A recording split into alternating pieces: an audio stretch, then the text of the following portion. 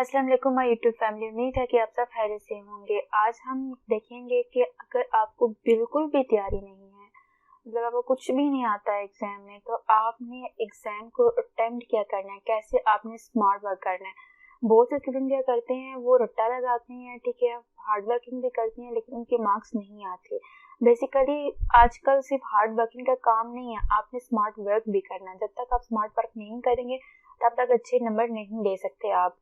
तो आज मैं आपको कुछ ट्रिक बताती हूँ कि हम लोग कैसे 2 आवर्स में या 1 आवर्स में 30 मिनट में इनफैक्ट कैसे हम कर सकते हैं एक पेपर की तैयारी में।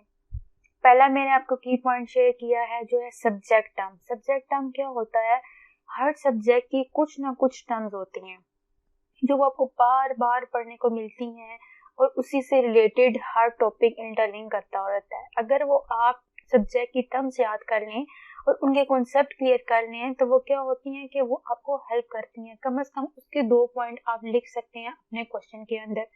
फॉर एग्जाम्पल, अगर आपका ह्यूमन रिसोर्सेज का पेपर है, ठीक है, ह्यूमन रिसोर्सेज का पेपर है, आपको पता है ह्यूमन रिसोर्सेज जो सब्जेक्ट है वो एम्प्लॉयर की डेवलपमेंट के लिए हो रहा है, ऑर्गेनाइजेशन की डेवलपमेंट के लिए हो रहा है, तो आप उसमें इस पॉइंट के लिहाज से सोच कर कुछ ना कुछ अपने जो है पेपर के अंदर लिख सकते हैं। इसी तरीके से आपने हर एग्जाम के अंदर, हर पेपर के अंदर कुछ ना कुछ 10, 12, 20 टर्म्स होती हैं, तो अपनी वो टर्म्स आपने क्लियर करनी है। दूसरा है assume yourself in this situation. ये बहुत इंपॉर्टेंट टॉपिक है। इसमें क्या है कि बाज़ वक़्त हमें क्वेश्चन आता है और हम लोग बिल्कुल ब्लैंक हो जाते हैं, हमें समझ ही नहीं आ रहा होता कि हम लोग करें क्या। ये स्ट्रेस लेवल इतना ज़्यादा होता है कि हमें समझ ही नहीं आती कि हम करेंगे। हमने क्या करना है, अगर आपके ऊपर कोई क्वेश्चन आ रहा है, ठीक है, आपको पता है वो सेल्फ राइटिंग है, तो आपको उसमें अज्यूम करना है कि आप उस सिचुएशन के अंदर बैठे हुए हैं और उस सिचुएशन के अंदर बैठे हुए आप क्या क्या करेंगे। ठीक है, आंखें बंद करके 2 मिनट सोचिए कि आप क्या क्या करेंगे। जो आपके माइंड में आता है उसको राइट डाउन कर ले।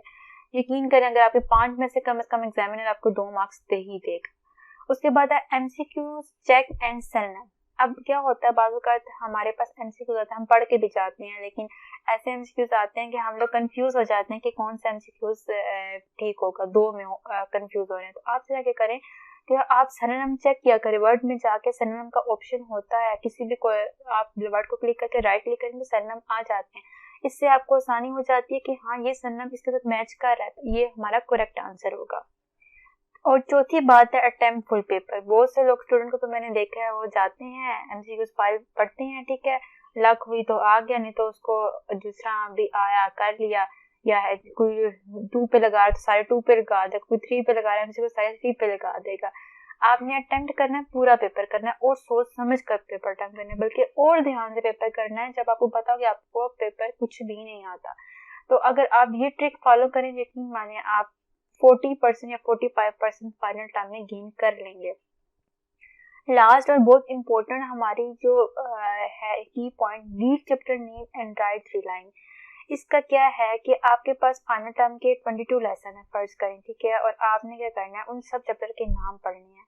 नाम पढ़कर एक लिखें और उस नाम के साथ आपने एक नाम लिया, उसके साथ 3 या 4 लाइनें आपने लिख लेनी है कि ये चैप्टर इससे रिलेटेड है। ठीक है, मतलब अगर आपके पास शॉर्ट लेक्चर सुनने का टाइम नहीं है, लेकिन आपको पता है इस हेडिंग के अंदर क्या है कि हम लोगों का जो वीडियो का है वो कंसेप्चुअल बेस पेपर आता है, तो आपने कंसेप्चुअल लिखना होता है। तो कंसेप्ट जब आप लिखेंगे, उससे रिलेटेड लिखेंगे तो मार्क्स आएंगे ना।